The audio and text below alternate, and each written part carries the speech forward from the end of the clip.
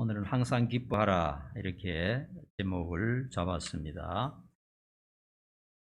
이제 12월이고 이제 금년도 며칠 남지 않았습니다. 잘 마무리를 해야 되겠고, 또 하나님을 믿는 우리에게 큰 복을 받은 우리가 왠지 마음속에 기쁨이 없다면 좀 기쁨을 회복하자, 하나님 말씀을 통해서 기쁨을 회복하자, 이런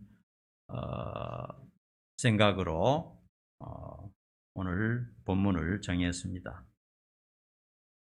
지난번에 제가 인도네시아 섬을 얘기할 때 제가 청계라고 했는데 제가 좀 착각을 했어요.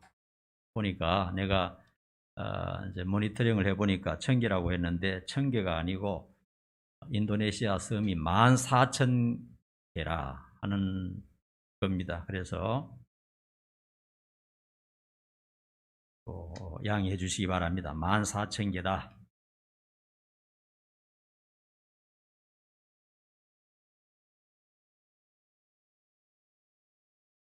자, 한번 서로 옆 사람 보고 한번 이렇게 얘기해 봅시다. 기쁨을 회복합시다. 기뻐하는 사람이 됩시다. 그것이 최고입니다. 그거 없으면 인생은 살 맛이 안 납니다. 마이클 조던 잘 아시죠? 그 사람이 좋은 말들을 많이 했는데 제가 공감하는 말이 있어서 소개합니다. 삶의 매 순간을 즐겨라. 그 사람 참 운동선수면서도 좋은 말 많이 했어요. 삶의 매 순간을 즐겨라. 지난 일에 대해서 이러쿵저러쿵 하지 말라. 이렇게 말을 했어요. 그러니까 과거 일에 너무 매이지 말고 또 앞으로 당할 일을 너무 염려하지 말라는 겁니다. 오늘 이 순간을 즐기라는 거예요. 참 현명한 말이죠. 인생은 과거는 이미 지나가 버렸고 어떻게 할 수가 없고 되돌릴 수가 없고, 그리고 내일부터 일어나는 미래의 일은 내가 맞이할지 맞이하지 않을지도 모르는 거기 때문에 오늘 바로 이 순간 하나님이 나에게 주신 삶에 대해서 즐기는 사람, 그 사람이 현명한 사람입니다. 몽테뉴도 이런 말을 했습니다. 가장 명백한 지혜는 항상 유쾌하게 지내는 것이다. 참 옳은 말이죠. 유쾌하게 즐겁게 그 마음을 가지는 것보다 더 좋은 것이 인생에게 아무것도 없어요. 백만장자가 되면 뭐합니까? 대통령이 되면 뭐합니까? 마음에 기쁨이 없이 우울하고 슬프고 답답하다면 그게 무슨 의미가 있겠습니까?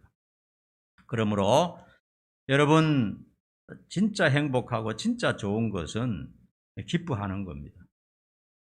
오늘 성경 본문에 보니까 항상 기뻐하라 그랬어요. 항상 기뻐하는 것은 바로 우리에게 주신 하나님의 명령인 것입니다.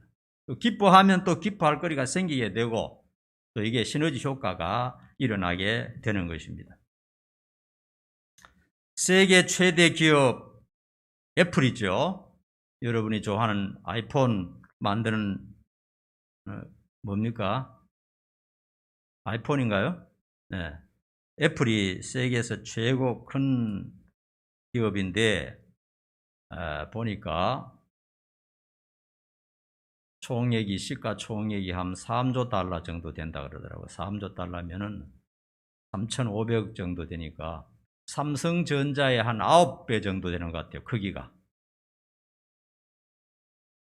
우리나라 모든 기업을 합친 것보다도 더 큰 회사죠. 한 기업이. 스티브 잡스는 어릴 때 가난했습니다. 고독했습니다. 외로운 아이였어요. 어릴 때 스티브 잡스가 교회를 다녔다고 합니다. 그런데 하루는 목사님의 설교 중에 하나님은 모든 것을 다 알고 계신다 하는 설교를 듣고 회의에 빠졌다는 거예요. 다 알고 계시는 전능하신 하나님이라면 왜 세상에 이토록 가난하고 병들고 고통받는 사람이, 비참한 사람이 이렇게 많은데 왜 해결해 주시지 않는가? 전능하다면서. 맞는 말이죠. 그리고 강도, 살인, 성폭행, 독재자, 악마 같은 인생들이 이렇게 많은데 왜 그 사람들이 잘 먹고 잘 살도록 장수하도록 내버려 두시는가? 그렇게 하다 결국 하나님을 믿지 못해서 기독교를 버렸다 하는 말이 있습니다. 그는 세상에서 가장 돈이 많은 사람이었지만 50대 초반에 췌장암에 걸려서 사망하게 되었죠. 그런데 그가 병석에서 죽어가면서 이런 말을 했다고 합니다.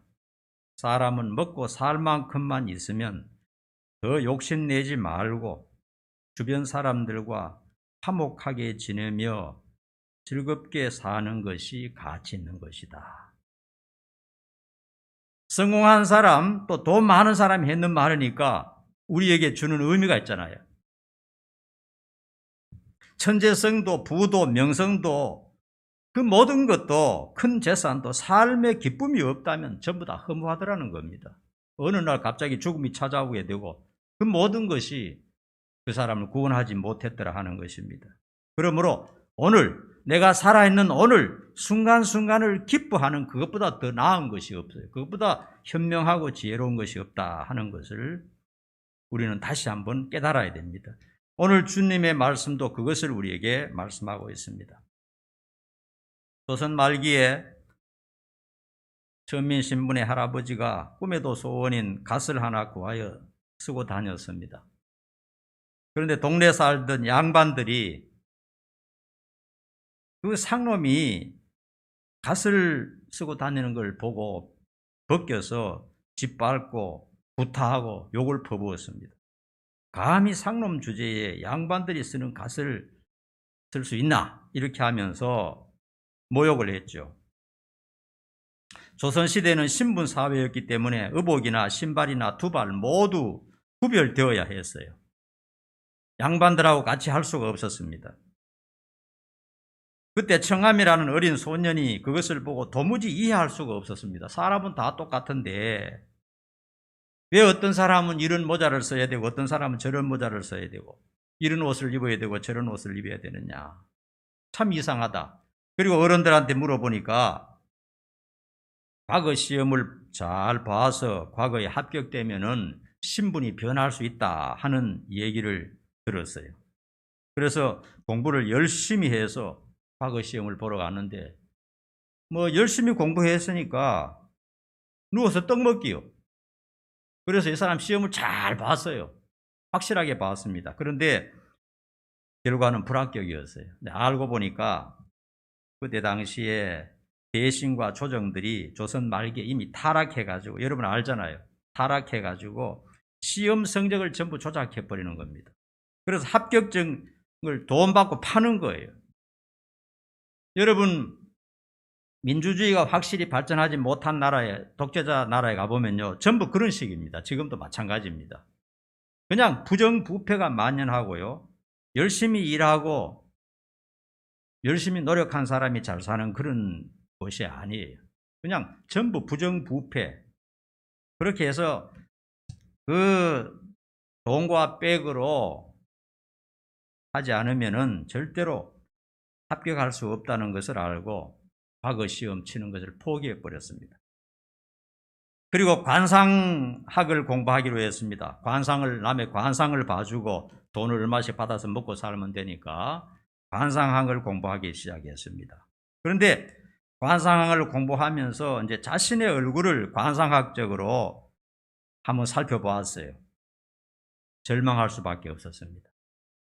관상학적으로 볼 때 내 얼굴 가지고는 절대로 성공적인 인생이 될 수 없다 하는 답이 나왔어요. 그래서 고민하던 중에 책의 마지막의 구절이 그의 인생을 바꾸었다 하는 것입니다. 마지막에 어떤 말이 나와 있느냐? 좋은 얼굴보다 건강한 몸이 더 나았고 건강한 몸보다 좋은 마음이 더 나았다. 그래서 그때부터 좋은 마음을 갖기로 결심하고 어떤 상황 속에도 기쁨을 유지하기로 결심하고 마음 공부에 집중했다는 것입니다. 그 사람의 말에 의하면 인간의 성패는 빈부도 환경도 아닌 바로 마음가짐에 달렸다. 자기 마음 가지는 것이 가장 중요하다는 것입니다. 그 사람이 바로 여러분이 잘 아는 청암 김구 선생입니다. 그가 만일 자기의 환경과 가난과 얼굴만 탓하고 그렇게 살았더라면 불행한 인생으로 끝났을 것입니다. 그러나 인간의 행복이란 결국 마음에 달렸다 하는 것을 알고 자기 마음을 자꾸 긍정적으로 만들고 안정되게 만들고 기쁘게 만들고 즐겁게 했을 때에 성공적인 사람이 되었다 하는 것입니다. 여러분, 인간의 행복이란 뭡니까? 마음의 기쁨과 감사가 있는 것입니다. 좋은 마음이 뭡니까? 일단 기뻐야 돼요. 내가 마음이 괴롭고 답답하고 불평불만이 가득한데 뭘 할 수 있겠습니까? 누구를 도와줄 수가 있겠습니까? 그런 사람은 남을 도와줄 수도 없고 하나님 앞에 예배할 수도 없어요.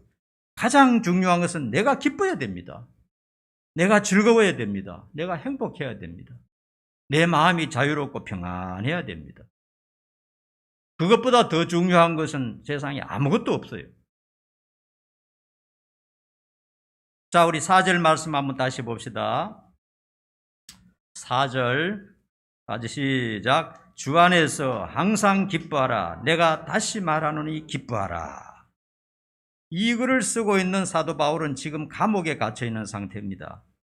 손과 발에 수갑이 채워져 있고 차가운 맨바닥에서 제대로 먹지도 못하고 하루하루 고통스럽게 살고 있는 그런 처지입니다. 그는 가족도 재산도 없고 수많은 사람들에게 배신을 당하기도 많이 했습니다. 심지어 그는 눈이 너무 나빠서 다른 사람의 손을 빌리지 않고는 글을 읽지도 못하고 쓰지도 못하는 사람이었어요. 그런 사람이 밖에 있는 자유인들을 향해서 주 안에서 항상 기뻐하라 말했습니다. 다른 사람에게 당신 기뻐하시오 하는 사람, 자기 마음속에 기쁨이 있겠어요, 없겠어요? 당연히 있죠. 말로 다 알 수 없는 기쁨이 넘치기 때문에 여러분들도 기뻐하십시오. 가난해도 기뻐하십시오. 갈등이 있어도 기뻐하십시오. 아파도 기뻐하십시오. 어려움이 있어도 기뻐하십시오. 충분한 그럴 이유가 있습니다 하는 것을 알았기 때문에 그런 말을 한 것입니다.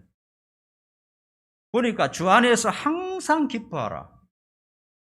또 강조합니다. 다시 말하노니 기뻐하라. 충분히 감사할 조건이 우리에게 있다는 것입니다. 그것을 찾아 먹지 못하고 불평과 원망 속에 쌓이는 사람은 그 한평생이 참 지루할 겁니다. 하나님은 우리가 충분히 기뻐하고 즐겁게 살 수 있고 행복하게 살 수 있도록 모든 여건을 다 주셨는데 늘 불평하고 원망하고 괴로워하고 슬퍼하고 두려워하고 불안에 떨고 있다면 그 한평생이 얼마나 지루하겠습니까? 삶이. 그렇게 살아서는 안 되는 거거든요. 하루를 살아도 자유롭게, 하루를 살아도 기쁘게 살아야지 고통스럽게 갈등하면서 괴롭게 살아서는 안 된다 하는 것입니다.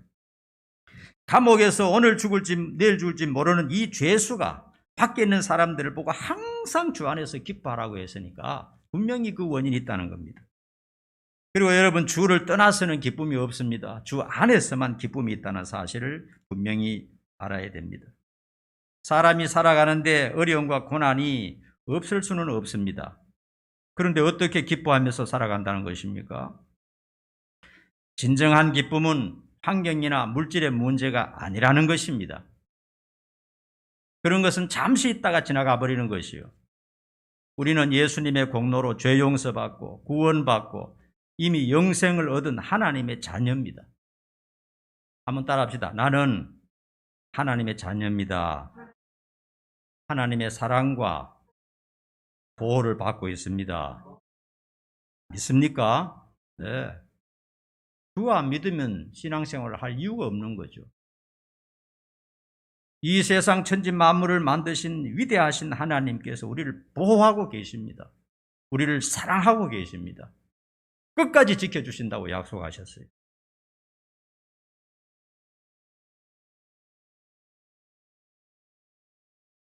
영원한 장래가 보장된 하나님의 사람들이라는 것을 잊어서는 안 됩니다. 자, 우리 시편 16편 8절에서 11절 한번 읽어보십시다. 자, 한 절씩 한번 읽어봅니다. 시작. 내가 여호와를 항상 내 앞에 모심이여 그가 나의 오른쪽에 계심으로 내가 흔들리지 아니하리로다. 이러므로 나의 마음이 기쁘고 나의 영도 즐거워하며 내 육체도 안전히 살리니 이는 주께서 내 영혼을 수월에 주의 거룩한 자를 멸망시키지 아니하실 것임이니이다. 주께서 생명의 길을 내게 보이시리니 주의 앞에는 충만한 기쁨이 있고 주의 오른쪽에는 영원한 즐거움이 있느니라. 아멘. 이 말을 요약하면 이렇습니다. 하나님과 가까이 하면 기쁨이 충만하다는 것입니다. 하나님과 가까이 살면, 특별히 하나님의 말씀을 날마다 읽고 기도하는 사람은 하나님께서 기쁨을 우리 마음속에 충만히 주신다는 겁니다. 억지로 기뻐하는 그런 기쁨은 오래가지 못합니다. 그러나 하나님이 주시는 기쁨 마음속에서 올라오기 때문에 이거 완전 주관적입니다. 환경의 문제도 아니고 물질의 문제도 아니고 다른 사람과 관계 문제도 아닙니다. 이것은 하나님께서 나에게 주신 특수한 기쁨이기 때문에 마음속에서 기쁨이 올라와요. 누구에게? 주와 동행하는 사람에게, 하나님을 가까이 하는 사람에게 마음의 기쁨을 주신다는 겁니다. 그렇게 하기 위해서는 날마다 성경을 가까이 하고 날마다 기도하는 생활을 꼭 해야 됩니다. 그것이 하나님과 가까이 하는 방법입니다. 그렇게 할 때 세상에서 아무리 힘들고 어렵고 답답한 일이 있어도요, 다 해소되고 회복되고 복원되고 기쁨이 마음속에서 올라오는 것입니다. 내 말이 아닙니다. 성경에서 분명히 말씀하고 있는 것입니다. 하나님께서 충분히 기뻐하고 즐거워할 수 있도록 모든 여건을 다 마련해 주셨는데 그걸 찾아먹지 못한다면 하나님이 말씀하시기를 이 어리석은 놈아, 이렇게 말하는 겁니다. 물론 죽은 다음에 하나님 나라에 가면 완벽한 기쁨이 기다리고 있지만은 이 세상에 살 때도 환경이 어떠하든지 간에 이 세상에 사는 날도 하나님과 가까이 지내면은 하나님께서 그 마음속에 기쁨을 주신다 하는 것입니다. 자, 옆 사람 보고 얘기합시다. 항상 기뻐하며 삽시다. 기뻐하는 사람이 그 사람이 제일 지혜로운 사람이고 제일 똑똑한 사람이고 제일 부자입니다. 그와 비교할 수가 없는 것이죠. 5절 말씀 한번 봅니다. 다 같이 시작. 모든 사람에게 알게 하라. 주께서 가까우시니라.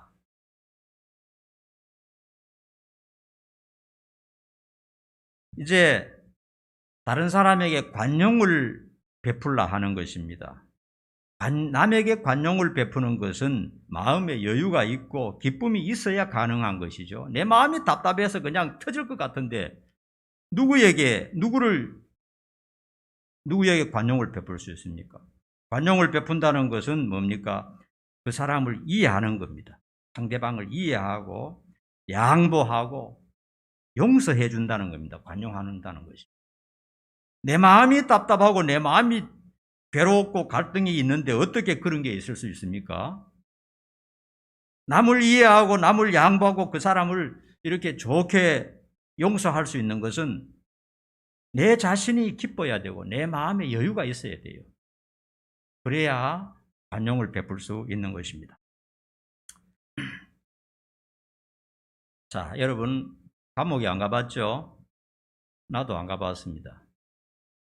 근데 감옥 생활이 어떠하다는 것은 영화 같은 것을 보면 대충 알 수 있어요. 한번 물어봅시다. 감옥에서 제일 편한 사람이 누구라고 생각합니까? 감옥에서. 누가 제일 편합니까? 감옥에서 누가 대장입니까? 자, 죄가 많은 사람, 죄가 적은 사람 중에 감옥에서 누가 더 대장일까요? 죄가 많은 사람입니다. 그렇죠? 맞죠? 흉악한 죄를 지어서 사형이나 무기징역을 받은 사람은 그 방에서 대장입니다. 그 감옥 전체에서 아무도 못 건드립니다. 그리고 간수들도 간섭하지 않습니다. 감옥의 관리자들도 그 사람들과 친구처럼 친하게 지냅니다. 특별 대우해 줍니다. 괴롭히지 않고요. 왜 그럴까요? 악독한 죄를 지은 사람이 무서워서 그럴까요? 나한테 칼질할까 싶어 그럴까요? 아닙니다. 불쌍해서 그런 겁니다. 불쌍해서 그런 겁니다. 언제 사형 날짜가 정해져서 불려나가서 교수형을 당할지 모르잖아요. 죄는 지었지만은 그 교수형 당한다고 생각하면 불쌍하잖아요, 사람이. 그렇기 때문에 얼마간 한 달이 될지 1년이 될지는 모르겠지만 그 사는 날 동안이라도 편하게 살아라고 다 잘 봐주는 겁니다. 옆에 있는 사람들도 뭐 먹을 것도 주고요. 괴롭히지 않고 형님 그러고 간수들도 이렇게 잘해주고요. 감옥의 교도소장도 그 사람처럼, 그 사람과 친구처럼 이렇게 좋게 어깨를 두들가면서 이렇게 지내는 것을 볼 수가 있어요. 왜 그러냐? 잠깐 살다가 내일이 없으니까 불쌍해서 그렇게 해주는 겁니다.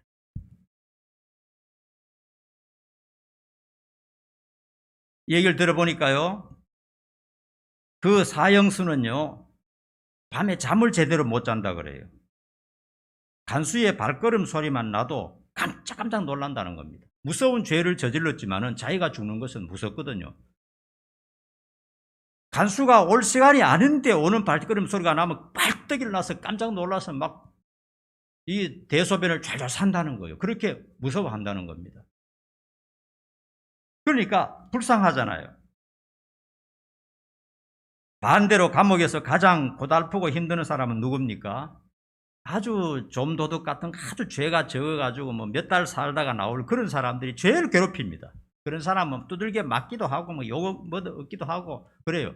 죄가 제일 적은 사람이 제일 괴롭힘 당합니다. 죄가 제일 많은 사람이 감옥에서는 제일 편하고 대장 대접받고요. 여러분 무슨 얘기인지 알겠습니까? 어떤 면으로 생각하면 이 세상의 삶이란 것은 어떤 겁니까? 전부 다 사형 선고를 받고 날짜를 기다리는 사람과 똑같아요. 그래요, 안 그래요? 언제 불러내어서 사형당할지 모릅니다. 언제 죽을지 아는 사람 없어요. 내가 젊으니까 나는 80세까지 꼭 살 거다. 그렇게 장담할 수 있는 사람은 아무도 없습니다. 사형 날짜를 받아놓고 언제든지 나를 불러서 사형시킬 수 있다 하는 그런 두려움 속에서 사람들이 다 살고 있습니다. 어떤 사람은 막 술을 벌컥벌컥 마시고 어떤 사람은 그냥 도박을 하고 죄를 짓고 하지만 다 그 속에 괴로움이 있어서 그런 겁니다. 내 인생이 언제 끝날지 몰라. 인생은 허무한 거야. 언제 병들고 언제 암에 걸리고 언제 죽을지 몰라. 이런 공포감이 모든 세상 사람들에게 다 있습니다, 여러분.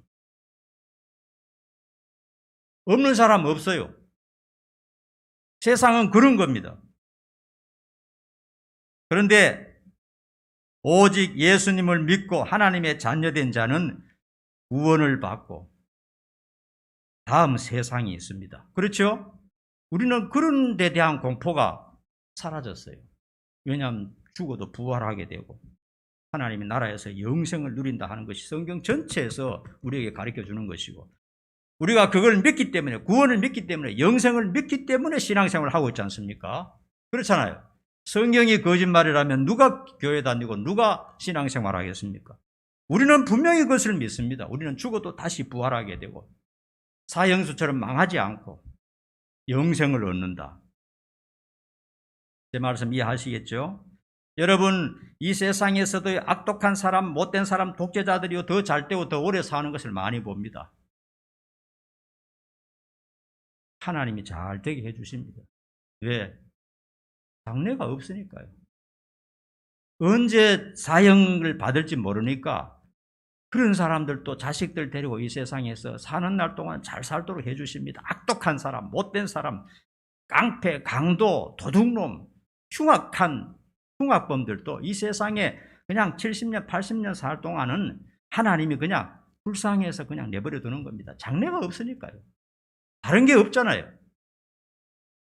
그러나 하나님의 자녀인 우리들은 조금만 잘못하면 양심의 가책이 되고 조금만 어려우면 시리에 빠지고 조금만 답답하면 괴로움에 빠지는 겁니다. 사실을 우리가 분명히 알아야 됩니다. 나쁜 놈들은, 못된 놈들은, 죄를 짓는 놈들은 저렇게 잘 되는데 하나님을 믿고 기도하는 나는 왜 마음에 괴로움이 있지? 그런 생각이 들 때 그런 생각을 하시기 바랍니다. 장래가 있는 사람하고 장래가 없는 사람, 그거란 얘기예요. 그러므로 여러분, 그러기 때문에 관용을 베풀어야 됩니다. 우리는 미래가 있는 사람입니다. 70년, 80년, 100년 안짝에 모든 것이 끝내는 사람이 아닙니다. 천년, 만년, 억만년 끝없이 하나님처럼 사는 것이 이미 다 준비된 사람들입니다. 하나님의 자녀로서 영생받고 하나님 나라에서 영원히 살 수 있다는 것을 우리는 확신하고 있는 사람들입니다. 맞죠? 그렇기 때문에 관용을 베풀 마음의 여유가 있는 겁니다. 우리는 죽지 않고 영원히 사는 존재들입니다. 우리는 행복한 하나님의 자녀들입니다. 그렇기 때문에 나에게 악하게 하는 사람도, 나에게 못되게 하는 사람도, 믿지 않은 사람에 대해서도 관용을 베풀 수 있는 그런 마음의 여유가 있다 하는 것입니다. 그러므로 모든 사람에게 관용을 베풀라. 관용이 뭐라 그랬죠? 그 사람을 이해하고 양보하고 용서하는 겁니다. 하나님의 자녀들에게 그것을 명령하고 있습니다. 6절, 7절 봅니다. 시작. 아무것도 염려하지 말고 다만 모든 일에 기도와 간구로 너희 구할 것을 감사함으로 하나님께 아뢰라. 그리하면 모든 지각에 뛰어난 하나님의 평강이 그리스도 예수 안에서 너희 마음과 생각을 지키시리라. 하나님께서는 우리에게 항상 기뻐하라고 하셨는데 우리는 항상 기뻐할 수 없는 이유가 있어요. 왜냐하면 크고 작은 문제들이 내 인생에 계속 일어나기 때문에 기뻐하고 싶은데 계속 기뻐할 수가 없어요. 사실입니다, 그게. 그리고 앞의 일을 생각하면 또 눈앞이 캄캄할 때가 있어요. 어떤 일을 닥치면 눈앞이 캄캄해지고 어떻게 해야 되나 하는 그런 생각이 들 때가 있습니다. 그리고 어떤 문제가 생기면요, 고민하다 보면 스트레스를 받고 노이로제에 걸리기 딱 좋아요. 그게 인생에 사는 것이죠. 모든 사람에게는 다 크고 적은 문제가 있고 근심이 있기 마련입니다.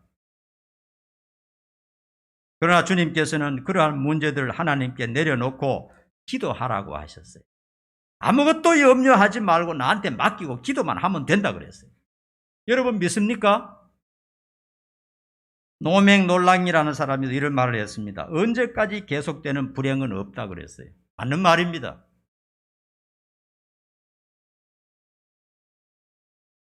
하나님 앞에 내놓고 기도하면은 반드시 좋은 방향으로 해결해 주실 것이기 때문에 우리는 감사하는 마음으로 기도해야 됩니다. 이 기도를 할 때 하나님이 들어주실 줄 믿습니다. 감사하는 마음 가지고 기도하는 겁니다. 내 문제 가지고 끙끙대고 괴로워하고 슬퍼하고 날마다 그렇게 틀어앉아 있으면 안 된다는 거예요. 항상 기뻐할 수 없는 문제가 있을 때는 그 모든 문제를 하나님 앞에 내놓고 기도하면 하나님께서 평안한 길로 인도하신다. 좋은 방법으로 해결해 주신다. 이 약속입니다. 여러분이 가진 문제가 있죠. 걱정하고 슬퍼한다고 그 문제가 해결되는 게 아닙니다. 문제는 점점 더 커지고 복잡해질 수밖에 없어요. 이제 어떻게 해야 됩니까? 결심하십시오. 하나님 앞에 나아가서 전지전능하신 나를 사랑하신 하나님 앞에 나아가서 겸손히 도와달라고 조목조목 따지면서 요거는 요렇게 요건 요렇게 내놓고 기도하라는 겁니다. 그럼 하나님은 전능하시기 때문에 다 하실 수 있고 가장 좋은 방향으로 인도해 주신다. 그렇게 말씀하셨어요. 믿는 자에게는 그런 역사가 일어날 것이고 안 믿는 자에게는 꿈물도 없다는 겁니다. 믿음을 가지고 감사함으로 그리고 도와주시고 해결해 주실 때까지 끈기 있게 매달리며 기도하라 하는 것입니다. 금년도 저물어 갑니다. 우리가 받은 복이 얼마나 대단한가를 자꾸 잊어먹어요. 깊이 생각해보는 연말이 되었으면 좋겠어요. 가장 큰 복 중에 복이 뭔지 압니까? 죄 용서 받은 겁니다. 죄 용서. 과거의 모든 죄를 예수 믿었다는 것 때문에 전부 다 용서받습니다. 여러분 대단하지 않습니까? 여러분 모든 죄 용서받은 것입니다. 구원받은 것입니다. 하나님의 자녀가 되는 것입니다. 천국에서 천사처럼 영원히 사는 것입니다. 우리는 앞길이 창창합니다. 100년, 200년 살다가 흙으로 돌아가는 한 줌의 재로 산화되는 그런 존재가 아닙니다. 하나님께서 우리에게 베풀어 주신 크신 은혜, 예수님이 십자가에 못 박혀 돌아가시면서 그 대가로 우리에게 베풀어 주신 은혜가 얼마나 큰가 하는 것을 자꾸 잊어먹어요. 잊어먹기 때문에 세상의 작은 일에, 작은 물질에 사소한 갈등에 얽매여 가지고 우리가 헤어나지를 못하고 있어요. 그래서 기쁨이 없어요. 즐거움이 없습니다. 원천적인 기쁨을 주셨는데, 하나님은 항상 기뻐라 하셨는데 우리는 자그마한 것에 눈이 가려가지고 기쁨이 없어요. 그렇게 살아서는 안 됩니다. 하나님이 원하는 삶이 아닙니다. 그렇게 살면 그 사람은 예수를 믿어도 평생 동안 괴로워하면서 살 수밖에 없는 거예요.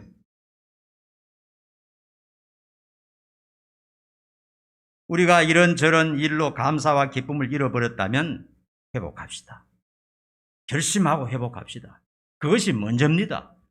감사와 기쁨을 회복할 때 이제 일이 좋은 방향으로 일어나게 되는 겁니다. 기뻐하고 감사하기로 마음에 결심합시다. 어떤 일을 만나도 나는 기뻐하겠다. 나는 감사하겠다. 입으로 하루에 10번 이상 100번 감사하면서 그렇게 살겠다. 결심하십시오. 그래서 항상 기쁨이 넘치는 성도들 되기를 간절히 축원합니다. 기도하겠습니다. 1월달이 엊그제 같던데 벌써 마지막 달을 맞이했습니다. 1년 동안 살아오면서 우리가 한 해를 되돌아 볼 때 기쁨을 잃어버리고 감사를 잃어버렸다면 회복하는 시간 될 수 있도록 축복해 주시옵소서. 이제 앞으로 남은 생애 동안 하나님 바라보며 하나님 주신 은혜 생각하며 늘 감사하고 기쁨으로 사는 성도들 되도록 축복해 주시옵소서. 예수님의 이름으로 기도하옵나이다. 아멘.